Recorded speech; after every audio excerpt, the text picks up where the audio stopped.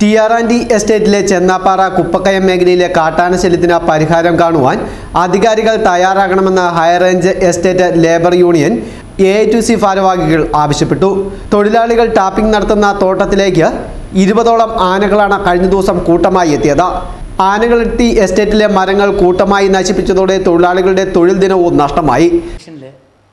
20ഓളം കാട്ടാനകൾ രാവിലെ തൊഴിലാളി ടാപ്പ് ചെയ്യുന്ന ഫീൽഡിൽ എത്തുകയും തൊഴിലാളികളെ ഓടിക്കുകയും അതോടൊപ്പം തന്നെ ആ മേഖലയിലെ റബ്ബർ മരങ്ങൾ നൂറുകണക്കിന് റബ്ബർ മരങ്ങളുടെ മുഴുവൻ തൊലിയും കളയുകയും അങ്ങനെ ഭീതി ഉയർത്തിയ ആ സാഹചര്യത്തിലാണ് അവിടുത്തെ തൊഴിലാളികൾ എ.ഐ.ടി.യു.സി യൂണിയൻ്റെ നേതൃത്വത്തെ വിളിച്ചു പറയുകയും ബഹുമാനപ്പെട്ട എ.ഐ.ടി.യു.സിയുടെ മേഖലാ പ്രസിഡന്റ് സഖാവ് മുരളിയും സെക്രട്ടറിയായ ഞാനും അതോടൊപ്പം തന്നെ ചെന്നാപ്പാറയിലെ എ.ഐ.ടി.യു.സി എച്ച്.എൽ യൂണിയൻ്റെ കൺവീനർ സഖാവ് സജിമോനും കൂടി ആ സ്പോട്ടിലെത്തുകയും തൊഴിലാളികൾക്ക് വേണ്ട സാന്ത്വനം കൊടുക്കുകയും ഉടൻ തന്നെ ഫോറസ്റ്റ് ഡിപ്പാർട്ട്മെൻറ്റുമായിട്ട് ബന്ധപ്പെട്ട് അതിന് വേണ്ട എല്ലാ കാര്യങ്ങളും അവിടെ ക്രമീകരിക്കുകയും ചെയ്തു.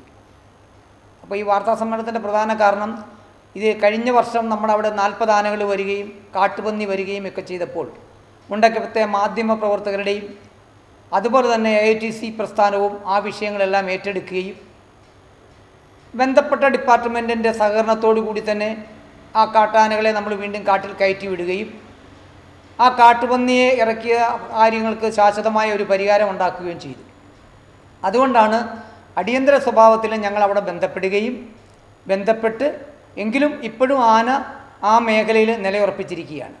കുട്ടികളടക്കമുള്ള ആനകളായതുകൊണ്ട് കുറച്ചും കൂടെ അപകടകരമായ അവസ്ഥയിലാണ്. കാരണം അവിടെ 10-40 തൊഴിലാളികൾ ആ ഫീൽഡിൽ ടാപ്പിങ്ങിന് പോകുന്നുണ്ട്.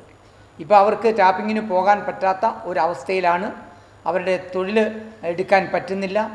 അവരാകെ കാരണം അവരുടെ തൊഴിൽ മേഖലയിലെ മാനസിക പ്രശ്നവും അതോടൊപ്പം തന്നെ ഈ വന്യമൃഗങ്ങളുടെ ഈ പ്രശ്നവും ആയതുകൊണ്ട് അവരാകെ നിരാശരാണ്.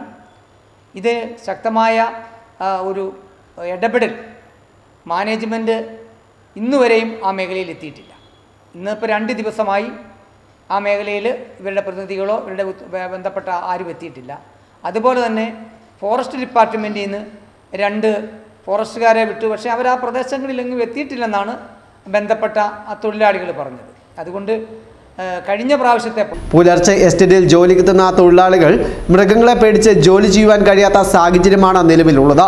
തൊഴിലാളികളുടെ ജീവൻ തന്നെ അപകടത്തിലായിട്ടും അധികൃതർ നടപടി സ്വീകരിക്കുന്നതിനെതിരെ ശക്തമായ സമരപരിപാടികൾ നടത്തുമെന്ന് AITUC secretary P.N. Sathyan, president Murali Kallepalam, convener Sajimon എന്നിവർ വാർത്താ സമ്മേളനത്തിൽ അറിയിച്ചു.